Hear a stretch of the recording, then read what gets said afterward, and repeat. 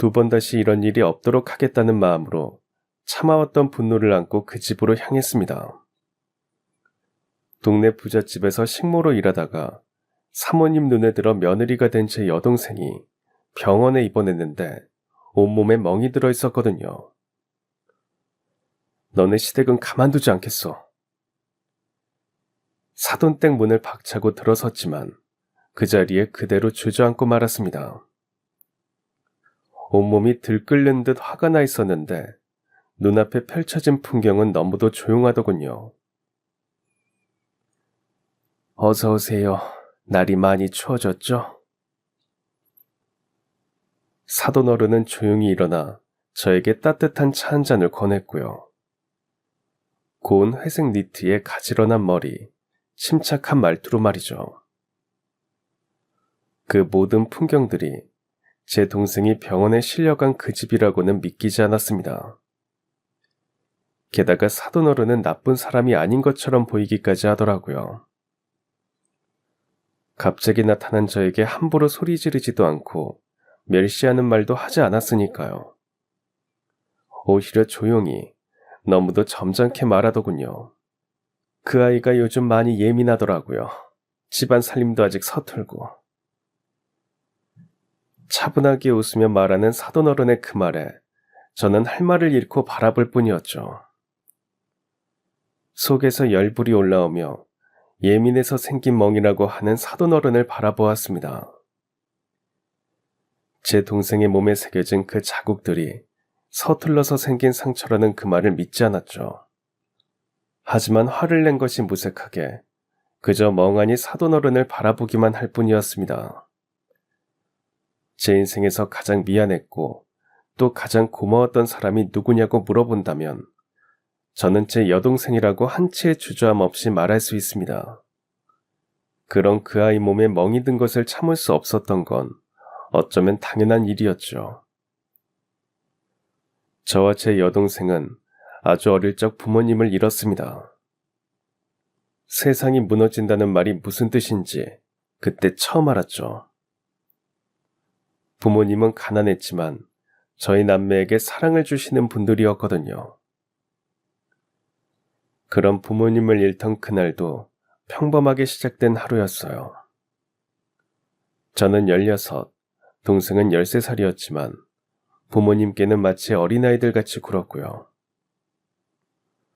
그날따라 엄마는 아침부터 무척 바빠 보였고 아빠는 회의가 있다고 출근 준비를 서두르고 계셨죠. 다른 날보다 유난히 바빠 보이시긴 했지만 특별할 것 없는 풍경이었습니다. 아침 식탁에 앉아 계란 프라이를 잘라주던 엄마의 손길도 출근길에 머리를 쓰다듬어 주던 아빠의 손도 당연히 계속될 줄 알았고요. 하지만 그날 저녁 집으로 걸려온 전화 한 통이 모든 걸 무너뜨렸어요. 부모님 두 분이 함께 타고 계시던 차가 빗글에 미끄러져 큰 사고가 났다더군요. 전화를 받고 상대방이 하는 말을 저는 정확히 다 이해하지 못했죠. 부모님이 계시다는 병원으로 동생 손을 잡고 달려가 보니 저희를 보는 경찰 아저씨의 굳은 얼굴에서 뭔가 돌이킬 수 없는 일이 일어난 것을 알겠더군요. 며칠 뒤 차려진 장례식에서도 부모님이 돌아가셨다는 게 믿기지 않았어요. 염을 하기 위해 차가운 관 속에 누운 부모님의 모습을 보면서도 여동생이 눈도 제대로 못 뜬 채 제 옷자락을 붙잡고 흐느끼는 걸 바라볼 뿐이었죠. 저는 그런 동생의 손을 꼭 잡은 채 아무 말도 할 수 없었습니다. 다만 그날 이후 우리 두 사람만 남았다는 현실이 너무 무섭고 막막하더라고요. 부모님이 안 계신 세상은 생각보다 훨씬 더 차가웠습니다. 친척들 집을 전전하며 지낼 때마다 여동생은 제 옆을 절대 떨어지려 하지 않았죠. 아직 어른도 되지 못한 나이에 세상의 벽은 저희에게 참으로 높고 매서웠어요. 어느 집에서는 저희를 받아주는 대신 집안일을 도맡게 했고 어느 집에서는 밥은 먹여주겠지만 학교는 갈 생각 말라고 했죠. 그런 말들을 들을 때마다 동생은 자꾸 제 손을 꼭 붙잡았어요. 가끔은 그런 어른들 앞에서 울고 싶어도 동생 앞이라 꼭 참았고, 힘든 일이 있어도 동생 먼저 먹이고 재우는 게 당연해지더라고요. 그러다 결국 저는 결심했습니다. 이대로는 도저히 안 되겠다. 우리가 우리 인생을 살아야겠다. 그렇게 동생과 둘이 짐을 싸 나오기로 한 겁니다. 부모님과 살던 집 말고는 마땅히 갈 곳도 없었지만 두렵진 않더라고요. 동생과 서로를 돌보는 사이라고 굳게 믿고 있었으니까요. 어린 나이에 고아가 된 우리는 선택의 여지 없이 서로에게 부모가 되어야 했습니다. 고작 저는 16, 동생은 13살이었는데 말이죠. 하지만 막상 저희끼리 지내기 시작하면서 형편이 더 어려워진 건 말할 것도 없고, 당장 하루 3끼를 해결하는 것도 벅찼습니다. 그런 와중에서도 저는 어떻게든 공부를 놓고 싶지 않더라고요. 제가 공부를 마치는 게 가난에서 벗어날 수 있는 유일한 길이라고 믿었거든요. 동생은 그런 저를 보며 말없이 학교를 포기했습니다. 자기가 대신 일을 나간다면서 공부는 오빠 몫이라고요. 오빠, 내가 식모로 들어갈게. 오빠가 먼저 공부를 해. 내가 먼저 돈 벌고 오빠 공부 마치면 그때 오빠가 내 공부 시켜줘. 동생의 말에 저는 말없이 고개를 끄덕였어요. 그 작은 고개 끄덕임에 얼마나 많은 미안함과 염치 없음이 담겨 있었는지 모릅니다. 그러더니 동생은 그 약속 하나 붙잡고 낯선 집 부엌에서 새벽마다 일어나더군요. 동생은 동네에서 가장 부유한 집의 식모살이를 시작했어요. 초등학생 티도 채 안 벗은 아이였는데 말이죠. 손이 부르트도록 걸레질을 할 여동생의 모습을 생각하며 마음속으로 다짐했습니다. 절대 이 아이 혼자 두지 않겠다. 우리 둘 다 반드시 다시 일어설 거야. 그때부터였던 것 같아요. 제 인생에 나 대신 우리라는 말이 먼저 생겨난 게 말이죠. 저를 대신해 고생하는 동생에게 꼭 은혜를 갚겠다고 생각하면서요. 너무 미안하고 고마워서 저는 더 열심히 공부만 했습니다. 그 집에서 어떤 대접을 받았는지 묻지도 않고 짐작만 할 뿐이었죠. 동생이 아침 일찍 나가 늦게 들어오는 건 기본이고, 허드렛 일에 눈치까지 봐야 했던 그 나날들을 생각하면 미칠 것 같았는데도요. 손과 발이 다 터져 벌개진 모습을 보면 저는 눈물을 삼켜야 했습니다. 얼른 성공해서 동생을 호강시켜주겠다고 다짐만 할 뿐이었죠. 하지만 동생은 그런 저에게 단 한 번도 힘들다고 말한 적이 없었습니다. 지친 몸을 이끌고 저녁에 돌아와서도 늘 저를 먼저 챙기기 바쁘더라고요. 오빠, 공부는 잘 돼? 이번엔 몇 등 했어? 그러면서도 맑은 얼굴로 아무 일 없는 사람처럼 웃는 모습을 볼 때는 더 힘들었죠. 물론 그 맑은 웃음 뒤에 얼마나 많은 고단함이 숨어 있었는지 느껴졌거든요. 동생이 중학교도 다니지 못하고 13살부터 부잣집에 식모로 들어가 학교에 가는 또래 아이들을 보며 마음 한구석이 저리기도 했을 테니까요. 하지만 동생은 그런 기색을 단 한 번도 제 앞에서 내비치지 않았습니다. 오히려 학교에 남아 공부를 한다며 저녁 늦게 돌아온 저를 보며 먼저 밥을 차려주고, 오빠, 공부는 잘되라며 환하게 웃어주곤 했죠. 그런 동생에게 제가 미안해하기라도 하면 동생은 고개를 저으며 말했습니다. 그런 말 하지 마. 공부는 나보다 오빠가 더 잘하잖아. 난 틈틈이 책 보면서 검정고시 보면 돼. 그런 것도 나한텐 감사한 거야. 담담하게 웃으며 동생이 하는 그 말에 저는 도리어 말을 잇지 못했습니다. 저 때문에 어린 동생이 자신의 꿈을 접었다는 미안함. 그런 저를 향해 여전히 환히 웃어주는 모습이 더없이 고마우면서도 가슴 아팠고요. 다행히 제 성적은 좋은 편이었고 지역대학에 장학금을 받고 갈 정도는 됐습니다. 동생은 그런 저를 자랑스러워하며 장학증서를 벽에 붙여놓더군요. 시간이 흘러 어린아이였던 동생이 제법 여자티가 날 때까지도 동생은 식모일을 그만두지 못하고 돈을 벌어야 했죠. 그 덕에 저는 무사히 대학에 입학했고 졸업도 했습니다. 등록금과 생활비는 대부분 동생이 벌어 마련해 준 것이었고요. 학위를 손에 쥐던 날 고생한 동생을 바라보며 펑펑 울었습니다. 정작 졸업장은 제 이름으로 나왔지만 그건 제 것이 아니었거든요. 그건 제 동생의 것이라고 생각했습니다. 동생은 그런 저를 끌어안고 발을 동동거리며 기뻐하더라고요. 그런 동생을 안고 저는 말했습니다. 그동안 고생 많았어. 이제는 오빠가 돈을 벌게. 지금이라도 대학 가. 당연히 해야 한다고 생각했고 이제는 동생에게 제가 할 차례라고 생각하며 말했죠. 하지만 그런 저를 바라보는 동생의 반응은 제가 예상하지 못한 것이었습니다. 오빠, 나 결혼하고 싶어. 좋은 사람이 생겼거든. 수줍어하며 그렇게 말하는 동생을 바라보며 저는 놀랄 뿐이었죠. 어린 나이에 저에게 먼저 공부를 하라며 13살이던 동생이 식모살이를 했으니까요. 제 동생이 어른스러운 아이이긴 했지만 결혼을 이야기하기엔 이르다고 생각했거든요.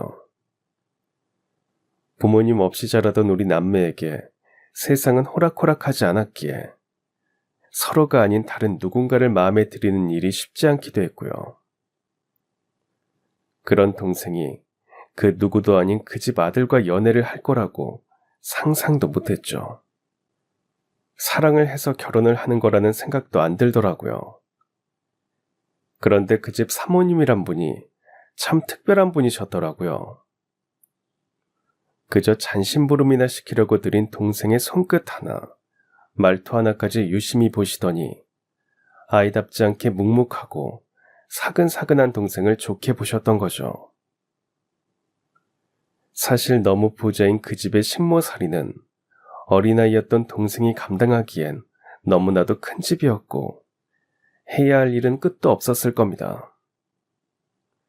그런데 깨부리지 않고 묵묵히 해내는 동생의 모습을 지켜보신 거고요. 그러더니 어느 날 동생에게 말씀하셨답니다. 이렇게 너처럼 착하고 부지런한 아이가 그냥 식모로만 머물기엔 아까워. 검정고시라도 볼 수 있게 내가 도와줄게. 사돈어른은 그렇게 한 약속대로 정말 그렇게 해주셨대요. 바쁜 와중에도 동생이 공부할 수 있도록 시간을 내주셨고 책도 챙겨주시고 시험을 치르러 갈 때는 손수 도시락까지 싸주시곤 했답니다. 동생은 그런 사모님을 은인처럼 여겼고 정말 감사한 마음으로 더 열심히 일했고요. 또 주어진 시간만큼 열심히 공부했겠죠. 그렇게 하나씩 해내며 동생의 시간이 흘렀고 제가 대학을 졸업할 무렵이 됐답니다. 동생에게 이제 그만 고생하라며 대학 가라고 말했을 때 동생은 이렇게 말했죠. 오빠, 나 그 집 아드님이랑 결혼하고 싶어. 동생의 말을 듣고 처음엔 너무 놀랐습니다. 일하던 집 사모님이 아들과 동생을 엮어주고 싶다고 하셨다는 말에 저는 사실 좀 복잡한 마음이 들었거든요. 혹시 동생이 마땅찮은 혼처로 억지로 밀려가는 건 아닌가 싶어서요. 그 사모님의 아들이라는 사람이 제대로 된 사람인지 의심도 가고요. 그래서 동생에게 말했죠. 혹시 나한테 짐이 되기 싫어서 그러는 거라면 그만둬. 안 그래도 그 집에서 고생한 것도 마음 아픈데 결혼이라니. 결혼해서도 식모로 살게? 하지만 동생은 고개를 저었어요. 오빠가 걱정하는 거 알아. 사모님은 진심으로 날 아껴주시는 분이야. 친딸처럼 대해주시고 항상 내가 하고 싶은 말 하게 해주시고 들어주셔. 그분 아드님도 나한테 참 따뜻하게 잘해줘. 좋아해. 정말 좋아해. 동생의 그 말을 듣는 순간 마음이 놓이면서도 한편으론 울컥했습니다. 제 뒷바라지를 하느라 너무 일찍 철들어버린 내 동생이 이제는 정말 사랑받는 사람이 되었구나 싶어서요. 동생의 표정이 진심으로 행복하게 웃는 모습이었거든요. 그래서 저는 동생의 결혼을 받아들였습니다. 그러더니 동생은 정말 그 집 며느리가 되었죠. 결혼식 날 사모님 사돈어른은 제 손을 꼭 잡으시며 이렇게 말씀하셨어요. 민지 같은 며느리는 내가 복받을 거예요. 사돈어른의 그 말씀에 저희 남매가 서로를 지켜내며 버텨낸 시간들에 대한 하나의 보상이었는지 모르겠다는 생각이 들더라고요. 그리고 동생이 그 누구보다 행복하기를 바랐습니다. 매제와 사돈어른들은 제가 생각했던 것보다 훨씬 좋은 사람들이라 믿을 수 있었고요. 결혼한 지 얼마 안 됐을 때 동생이 제가 혼자 지내는 집에 놀러 왔습니다.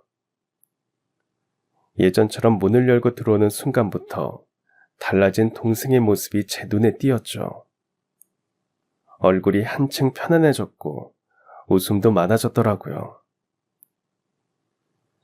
오빠, 나 요즘 진짜 잘 지내.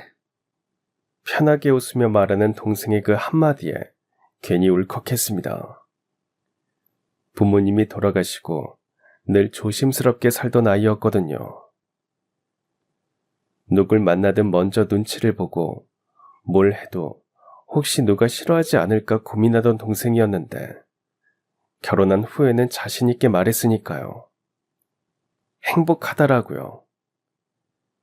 그런 동생 곁에 있는 매제도 참 좋은 사람이었습니다.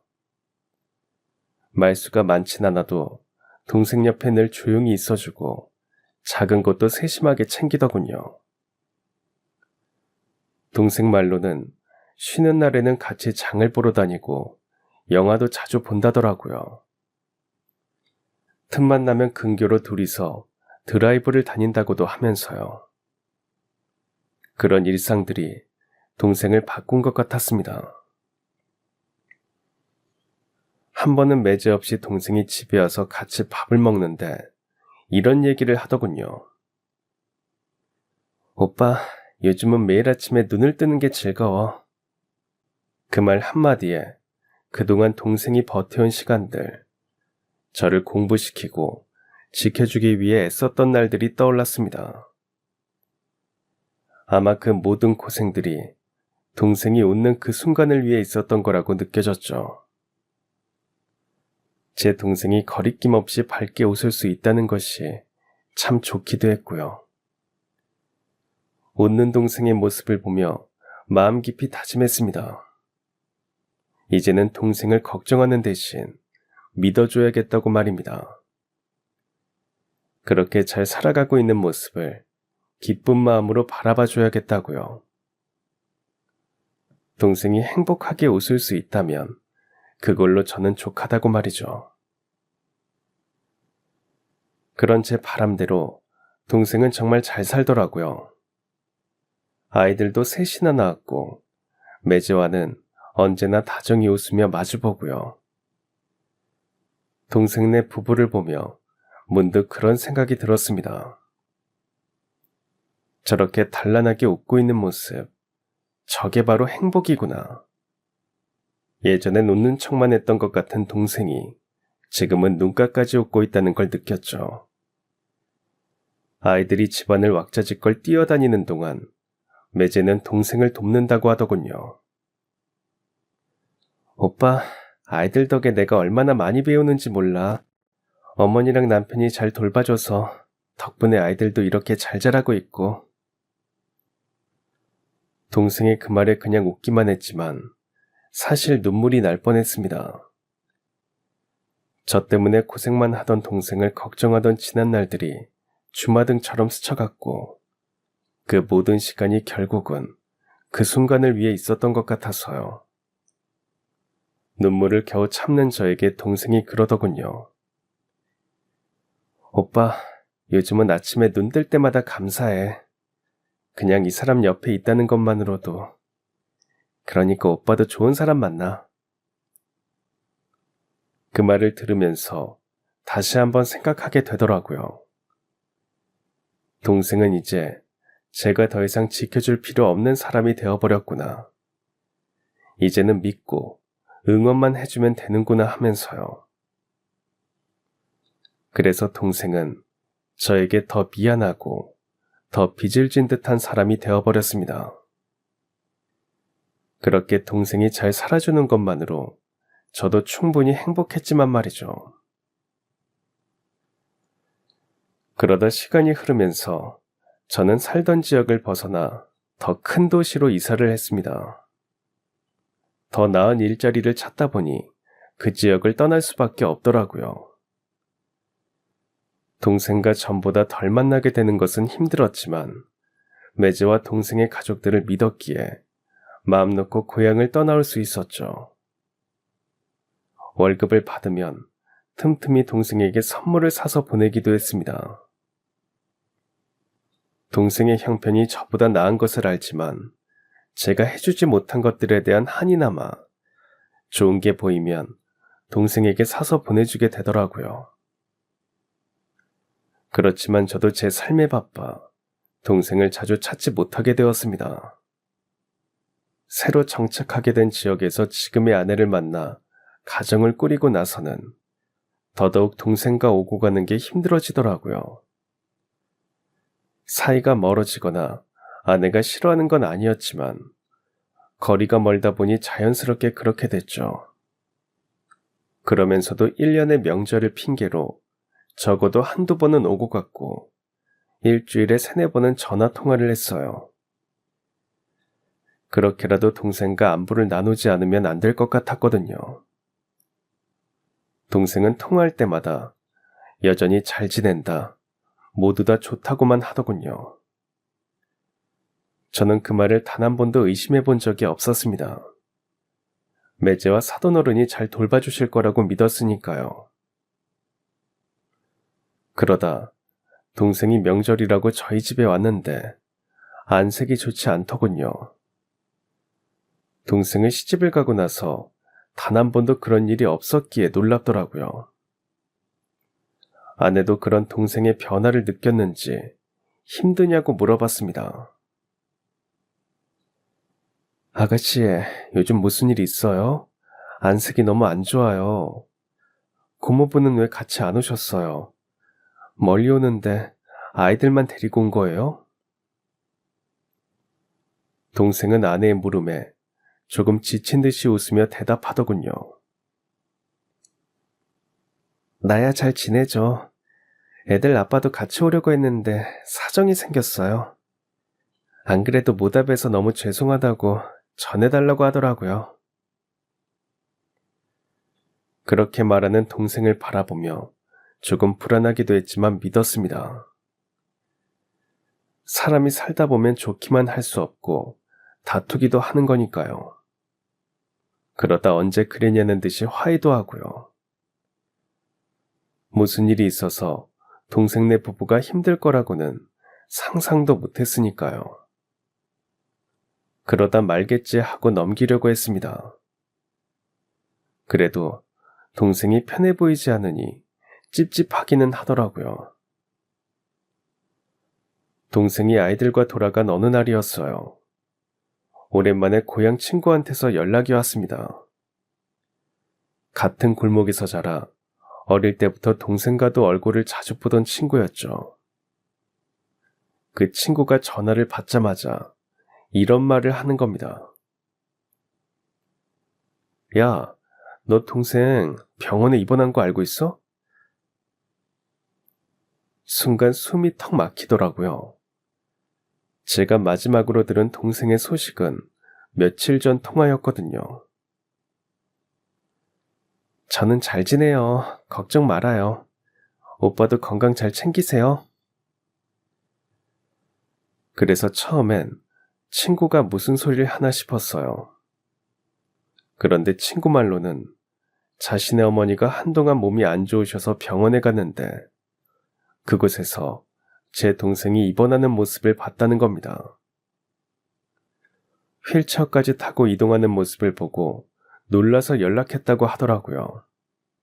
친구의 그 말을 정말 믿을 수 없었어요. 제 동생은 늘 밝게 웃고 뭐든 괜찮다고만 말하던 그 아이였으니까요. 속이 타들어갔습니다. 사실 그 애는 어릴 때부터 늘 그랬어요. 아무리 힘들어도 괜찮아 한마디로 다 덮고 말았거든요. 제가 걱정할까봐, 제가 힘들까봐 자기 마음은 꾹꾹 숨긴 채 늘 저를 안심시켰던 아이였죠. 그런 성격을 알면서도 전 또 속은 거예요. 이번에도 괜찮다는 말을 곧이곧대로 믿고 말았던 거죠. 자책이 밀려왔습니다. 오빠인 내가 그렇게 괜찮다는 말만 듣고 믿을 게 아니었는데 한 번이라도 더 동생이 어떻게 지냈는지 보러 내려갔어야 했는데 입원할 때까지 아프면서 아프다는 말 한마디 못 꺼낼 정도로 내가 무심했나? 수화기 너머로 친구의 말이 이어졌지만 아무 말도 제대로 들리지 않더라고요. 마음은 이미 병원으로 동생 곁으로 달려가고 있었거든요. 처음엔 그저 깜짝 놀랐다가 걱정이 돼서 조금 더 견딜 수 없었습니다. 대체 무슨 일이 있었던 걸까? 다리 떨리는 걸 겨우 참으며 병원으로 달려갔죠. 병원으로 가는 길, 발걸음이 자꾸만 꼬였습니다. 머릿속이 하얘져서 터미널까지 가는 길에 대중교통을 탈 엄두도 안 나더군요. 그냥 택시를 잡아 탔습니다. 목적지를 말하는 입술이 떨렸고 손은 계속 주머니 속에서 땀을 흘리고 있었어요. 창밖은 평소처럼 분주했지만 제 눈에는 아무것도 들어오지 않았습니다. 휠체어를 탄다고 했지? 그 말이 자꾸 귓가에 맴돌았습니다. 그 아이는, 제 동생은 어릴 때 감기 한번 걸려도 그냥 콧물 좀 나와 하며 장난치던 애였는데 그런 애가 휠체어를 탈 정도라뇨. 동생이 얼마나 많이 심각하게 아프다는 건지 걱정이 됐죠. 터미널에서 버스에 오르면서도 가슴이 쿵쿵 내려앉았습니다. 혹시 정말 안 좋은 병이라면 어쩌지? 혹시 나한테 말 못할 만큼 힘든 시간을 혼자 견디고 있었던 거라면, 나만 모르고 있었던 거라면 하는 생각에 아무리 생각해도 화가 났습니다. 동생한테 화가 난 게 아니라 저 자신에게요. 언제부턴가 잘 지낸다는 말 한마디에 안심하는 습관이 들어버렸고 바쁘다는 핑계로 안부 전화만 할 뿐 만남은 뜸해졌으니까요. 그러면서도 늘 동생은 웃으며 저를 안심시켜줬던 거죠. 택시 안에서 괜히 괴로워져서 숨을 몇 번이나 깊게 내쉬었습니다. 가슴이 답답해서 창문을 조금 열었는데도 마음속 막막함은 가시질 않더라고요. 동생이 입원했다는 병원에 가까이 다가갈수록 마음은 더 조급해졌습니다. 혹시 너무 늦은 건 아닐까? 혹시 눈을 감고 누워있는 건 아닐까? 온갖 상상이 마음을 휘젓고 있었으니까요. 병원 복도를 걷는 발걸음은 뛰고 싶다가도 혹시 방해가 될까봐 조심스레 걷게 되었죠. 병실 번호를 확인하는 손에서 핸드폰을 몇 번이나 떨어뜨릴 뻔했는지 모릅니다. 그리고 드디어 그 병실 문 앞에 다다랐을 때 문을 열기 전 그 몇 초가 제 인생에서 가장 긴 시간이었던 것 같습니다. 병실 문을 열었을 때 제 눈앞에 있던 동생의 모습은 도저히 잊히지 않습니다. 1인실에 홀로 침대에 앉아 창밖을 바라보고 있더군요. 그런데 팔과 다리, 목덜미며 무릎까지 퍼렇게 든 멍자국이 온몸에 퍼져 있었고요. 병실 문을 열고 들어서는 저를 바라보며 깜짝 놀라는 모습까지 눈에 들어왔죠. 동생은 상처들을 덮으려는 듯 가디건을 여며 앉았지만 그 모습은 차마 눈뜨고 보기 힘들었습니다. 도대체 누가 이런 짓을 했어? 매제야? 시댁 어른들이야? 말해, 대체 얼마나 맞은 거야? 왜 이렇게 되도록 말을 하지 않고 있었던 거야? 동생은 눈을 피하며 조용히 고개를 숙일 뿐이더라고요. 아무리 채근을 해도 동생의 입은 풀칠이라도 한 듯 말을 하지 않더군요. 그 모습에 저는 더 이상 참을 수 없었고 그 길로 동생의 집으로 향했습니다. 그 집에서 누구를 만나든 간에 동생이 저렇게 다친 것을 따지고 싶었거든요. 가슴이 미어지도록 화가 나 있었고 그 누구든 동생을 이렇게 만든 사람은 절대 가만두지 않겠다는 마음뿐이었습니다. 동생이 저를 말리며 붙잡았지만 저는 지체하지 않고 바로 병원을 나섰죠. 대문 앞에 도착해서 씩씩거리며 벨을 누르고 현관문을 박차며 들어갔을 때 집안은 고요했고 거실 소파에 앉아있던 노부인을 보는 순간 제 다리가 툭 풀려버렸던 겁니다. 바로 그 모습을 볼 때까지 그동안 동생이 행복한 척을 했고 매제도 저를 속였다는 생각이 들더라고요. 제가 분노에 휩싸였던 이유가 그것이기도 했죠. 동생이 시집가서 그렇게 멍이 들도록 시집살이를 하고 있는 줄 알았던 거요. 하지만 그 모든 것이 전부 제 오해였습니다. 눈앞에서 사돈어른이 평온한 얼굴로 차를 권하는 모습을 보며 처음에는 몰랐습니다. 그 모습이 너무나 자연스러워 보였거든요. 하지만 이내 뭔가 이상하다는 것을 알아채는데 그리 오래 걸리지 않더군요. 사돈어른께서 마치 소꿉장난을 하듯이 장난감을 가지고 저를 대접하셨거든요. 그러더니 아무렇지도 않게 병원에 있는 동생을 찾으시더라고요. 얘가 요즘 어디에 정신이 팔렸는지 이렇게 집을 자주 비워요. 조금 예민하고 힘들어하는 게 보약이라도 해먹여야겠어요. 아무래도 몸이 허하니까 그런 거겠죠. 그렇게 아무렇지도 않게 말씀하시던 사돈어른은 장난감 찻잔을 들어 마치 차가 있는 듯이 호로륵 소리를 내며 마시는 신용을 하시더군요. 저는 그런 사돈어른을 보며 당황했습니다. 제가 그 집으로 달려오면서 상상도 하지 못한 모습이었으니까요. 그런 저를 보고 당황한 표정의 매제가 눈물을 글썽이고 있는 모습이 그제야 눈에 들어오더군요. 형님 오셨어요? 안 그래도 제가 연락드리려고 했어요. 그러더니 매제는 그간의 일들을 저에게 털어놓기 시작했습니다. 사실 동생의 시어머니는 몇 해 전부터 치매를 앓기 시작하셨다고 하더군요. 처음에는 다른 증상 없이 그저 깜빡하시기만 하시더니 점점 현실과 과거를 구분 못하시면서 자신이 새댁이라고 하시더랍니다.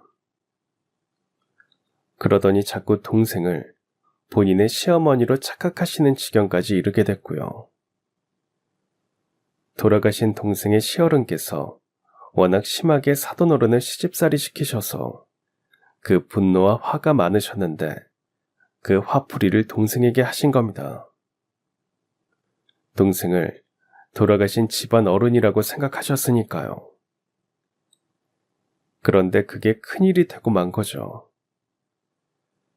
동생은 사돈어른을 정말 지극정성으로 모셨답니다. 자신에게 사돈어른이 베풀어 주신 모든 것을 갚으려면 그 정도도 부족하다고 했대요. 거동이 불편해지신 사돈어른을 위해 하루에 몇 번이고 기저귀를 갈고 식사는 꼭 따뜻하게 차려드렸고 밤중에 일어나 몇 번이고 물을 떠드리기도 하면서요. 그런데 문제는 시간이 지나며 사돈어른의 기억은 점점 뒤엉켰고 결국 동생을 자신을 혹독하게 시집살이 시켰던 그 시어른으로 착각하게 되신 겁니다. 그날도 그랬답니다. 동생이 약을 챙겨드리러 다가갔는데 사돈어른이 갑자기 소리를 지르셨대요. 왜 또 왔어? 나 죽이려고 그러지? 내가 뭘 그렇게 잘못했는데 또 때리려고. 그리고는 들고 있던 리모컨을 동생을 향해 던지셨대요. 동생의 이마에 맞았고 이내 멍이 들었고요. 그러더니 동생이 눈에 띄면 자꾸 꼬집고 때리셨대요. 나한테 그렇게 했지? 내가 가만히 당하고 있을 줄 알고? 이제는 안 당해. 이제 나도 아들도 다 컸고 날 잘 따르는 며느리도 있어. 그러면서 동생의 이마는 푸르딩딩하게 부었고 팔에 푸른 멍이 여러 개 생겼답니다. 그 모습을 바라보는 매제도 그걸 보고는 참을 수 없었대요. 그만둬. 더는 그런 대접 받을 필요 없어. 당신이 뭘 잘못했다고.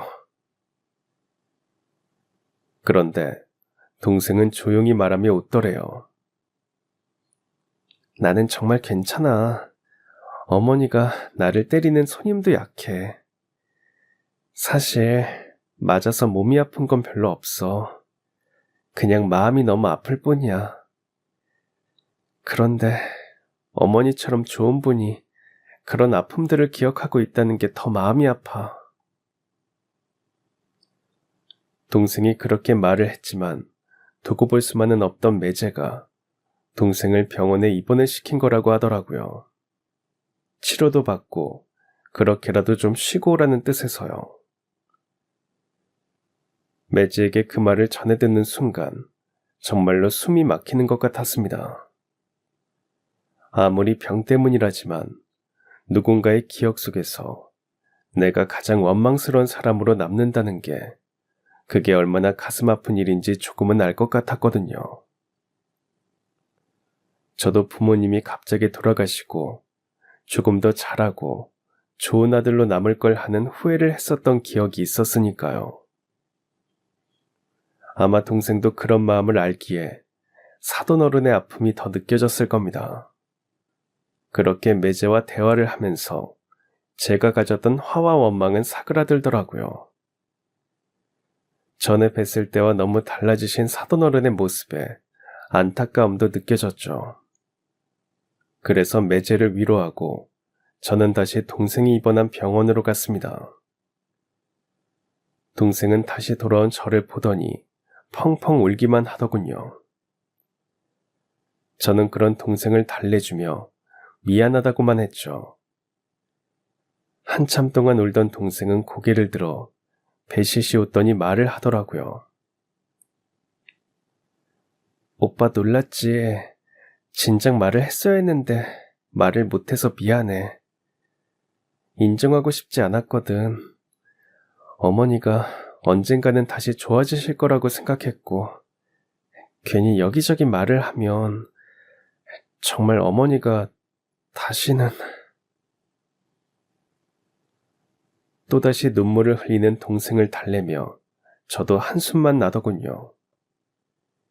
사실 말이 쉽지 치매 노인을 모시는 게 쉬운 일은 아니니까요.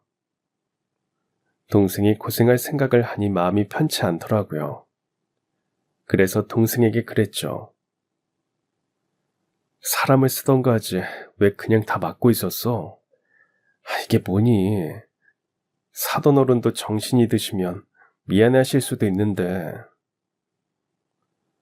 그랬더니 동생이 그러더라고요. 아니야, 어머니 병수발은 내가 다 할 거야. 그래야 해, 오빠. 그렇게 해도 내가 어머니께 갚아야 할 마음이 한참 모자랄 거야. 솔직히 이렇게 입원할 정도도 아니야. 멍이 그냥 많이 들어서 그렇게 보이는 거지. 아픈 노인네가 때린다고 뭐 얼마나 아프겠어. 반복되니까 멍도 든 거야. 애들 아빠가 하도 난리를 치니까 마지못해서 입원한 거야. 나 진짜 괜찮아. 우리 어머니가 나 13살 때부터 아프시기 전까지 나한테 어떻게 하셨는데 내가 이 정도도 못 견딘다고 하면 나는 진짜 나쁜 며느리야. 동생은 그렇게 말하며 저를 보고 웃더니 창밖을 바라보더군요. 동생은 말끝에 울음을 삼키며 이렇게 말했습니다. 오빠, 나 시어머니 없이 어떻게 살아야 할지 모르겠어. 진짜 엄마 같았어. 나한테 진짜 잘해주셨거든. 저는 조금 놀랐습니다. 아무리 좋은 시어머니라고 해도 그렇게까지 각별했나 싶어서요. 하지만 이야기를 듣다 보니 동생의 마음이 이해가 가기 시작하더라고요. 그동안 제가 몰랐던 이야기들을 동생이 해주기 시작했거든요. 동생의 이야기를 들으며 기억을 더듬어 보니 그게 다 사돈어른의 정성이었더군요. 동생이 결혼하고 처음 명절을 맞았을 때 집으로 과일 바구니가 왔습니다. 정갈하게 포장된 선물 세트와 함께 손편지가 하나 따라왔죠. 오빠, 명절 잘 보내. 항상 고맙고 미안해. 그땐 그냥 동생이 나름 오빠한테 정을 표현하는구나 싶었습니다. 그 후로도 생일이면 어김없이 작지 않은 용돈이 들어오고 설이나 추석이 되면 빠짐없이 선물이 도착했고요. 저는 늘 그래도 내 동생 결혼하고도 오빠 잊지 않네 하며 고마워했죠. 그런 동생에게 보답하기 위해 저도 나름 한다고 선물을 했던 거고요. 오빠한테 갔던 명절 선물들, 생일 용돈 다 우리 시어머니가 챙기신 거야. 동생의 그 말에 제 머리를 누가 툭 치는 것 같았습니다. 동생이 챙겼다고 해야 오빠가 좋지. 괜히 난 생색내기 싫다. 그리고 사실 너도 오빠에게 그 정도는 하고 싶지 않아? 그러면서 사돈어른은 늘 그렇게 말씀하셨대요. 오빠한테 잘하라고, 가족에게 신경 쓰라고 하시면서 본인은 뒤로 빠지셨답니다. 그제야 또 다른 기억 하나가 났습니다. 동생이 아이 낳았을 때 사돈어른이 직접 끓여오셨다던 미역국이 생각났죠. 병원 반찬이 부실할까봐 매번 반찬을 손수해다 주셨다는 말도요. 명절 때마다 새벽같이 일어나 음식을 만드시더라는 이야기도 생각났고요. 제가 그런 기억들을 더듬고 있는데 동생이 말하더군요. 시어머니가 늘 그러셨어. 나는 네 진짜 엄마처럼 해주고 싶은데 괜찮지? 그러면서 정말 나한텐 엄마보다 더 엄마 같은 분이셨어. 그 순간 왜 동생이 시어머니를 엄마라고 부르며 눈시울을 붉히곤 했는지, 왜 그분 이야기를 꺼낼 때마다 그토록 따뜻한 표정을 지었는지 알겠더라고요. 그분은 단순히 며느리를 아껴준 시어머니가 아니었습니다.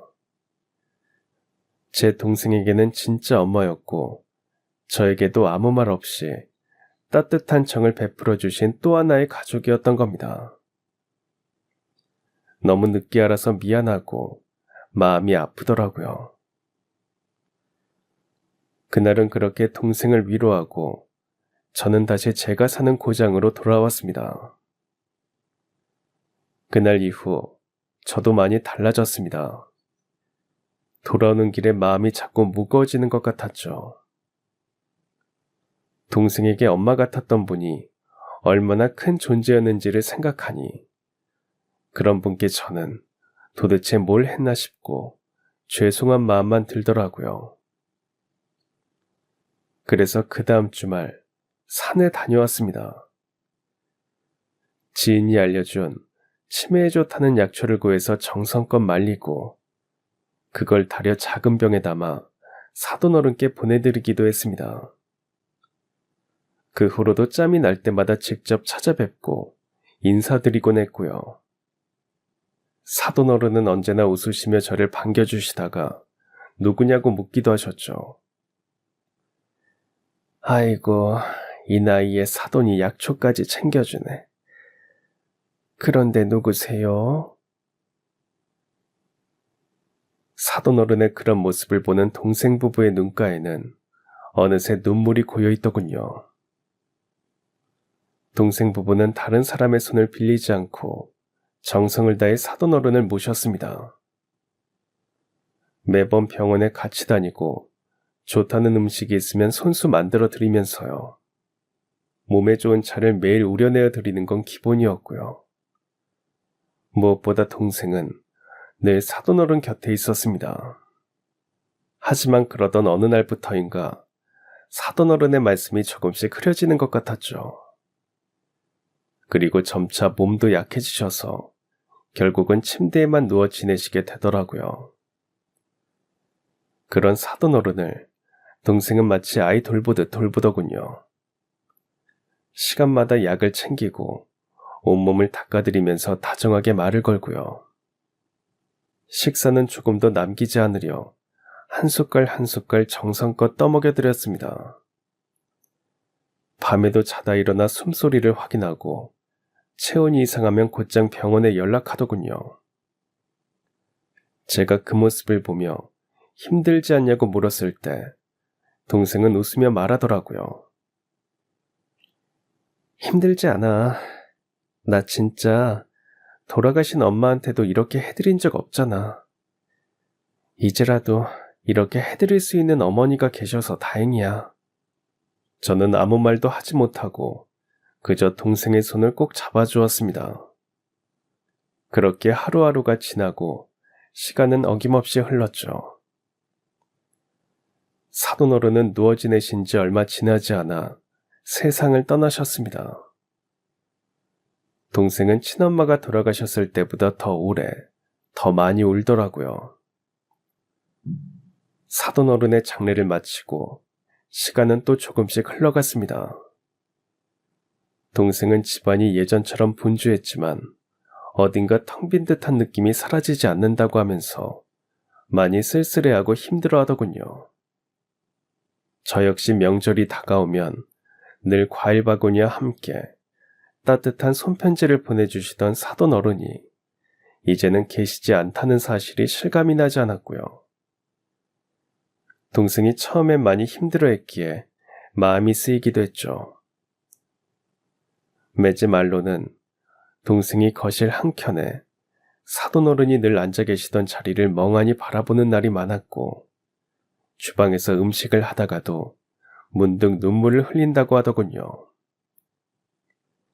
하지만 시간이 흐르면서 동생은 사돈어른이 남기고 간 따뜻한 기억들을 조금씩 정리해가기 시작했습니다. 사돈어른이 생전에 좋아하시던 찻잔을 꺼내 꽃을 꽂고 손수건 하나도 버리지 못하고 곱게 기어 서랍에 넣어두면서요. 그런 동생의 변화를 매제에게 전해들으면서 다행이다 싶더군요. 매제와 동생이 서로의 마음을 보듬으며 위로를 하고 있다는 생각이 들었거든요. 예전에 저와 동생이 나누던 마음보다 더 단단하고 따뜻하게 말이죠. 그래서 마음이 놓였습니다. 시간이 지나 어느 날 동생이 저에게 조심스레 말하더라고요. 오빠, 우리 어머니 모시면서 찍은 사진들 앨범으로 만들어 볼까 해. 그 말에 저도 고개를 끄덕였습니다. 그 앨범을 만들면서 동생 부부는 웃기도 하고 울기도 했다고 하더군요. 사진 속 사돈어른은 늘 웃고 계셨고 동생의 눈빛에는 사랑이 가득했대요. 사진 한 장 한 장에 말로 다 못할 고마움과 그리움이 담겨 있더랍니다. 마치 그 시간이 다시 찾아와 동생 부부를 따뜻하게 감싸주는 느낌이래요. 그런 동생 부부를 바라보며 저는 부럽기도 하고 대견한 마음도 들었습니다. 아내의 친정 부모님도 이미 돌아가셨고 저를 그렇게 예뻐하시지 않아서 장인어른 장모님께 그렇게 애틋한 마음을 가져본 적이 없었거든요. 주변에 무한한 사랑을 주시는 어른이 있었다는 그 사실만으로도 든든해 보이더군요. 그래서 저는 전보다 더 자주 동생 집에 들르곤 합니다. 사돈어른이 남기고 간 그 정을 우리도 서로에게 나누며 살아가자는 생각이 들어서요. 우리는 모두 누군가의 사랑 속에서 살아가고 있다는 걸 느끼고 싶기도 하고요. 그리고 그 사랑은 시간이 지나도 사라지지 않고 어느새 우리 안에서 또 다른 사랑으로 이어진다는 걸 저는 이제야 알 것 같습니다. 그래서 그 사랑의 흐름이 느껴지는 동생네 집이 좋더라고요. 아무것도 하지 않고 서로를 바라보기만 해도 따뜻해지거든요. 사랑은 꼭 말로 표현하지 않아도 때로는 선물로, 때로는 손길로, 그리고 때로는 기억 속 따뜻한 미소로 조용히 옆에 머무는 것인지도 모릅니다. 그렇기 때문에 동생은 그 사랑의 이어짐 덕분에 어릴 적 부모님을 잃고도 누군가에게서 진짜 엄마 같은 사랑을 다시 받았고 그 사랑을 끝까지 지켜주었겠죠.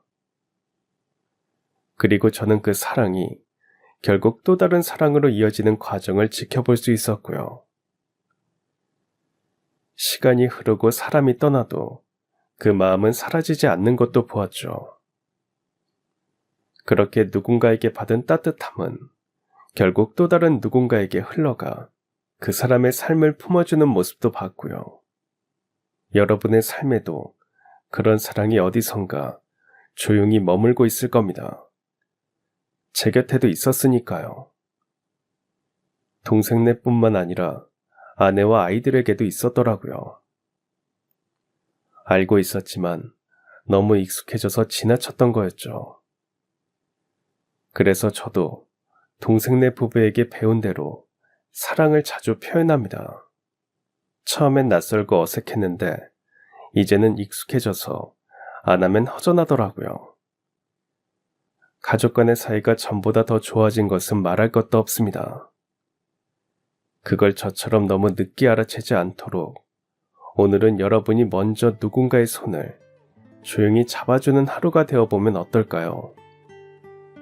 마음속 온기가 전해져 누군가를 따뜻하게 해줄 수도 있으니 말이에요. 그 따사로움이 여러분을 더 행복하게 해줄 테고 말이죠. 그러니 여러분, 마음속 사랑을 전하세요. 그래서 더 행복해지시길 바랍니다. 우리 모두가 다 행복하면 좋으니까요. 눈물을 흘리시더라도 너무 행복하고 기뻐서 눈물을 흘리시기를 바라며 이만 글 마치겠습니다. 그럼 지금까지 사연 들어주셔서 감사합니다. 사연이 재밌으셨다면 구독과 좋아요 부탁드려요. 감사합니다. 안녕히 계세요.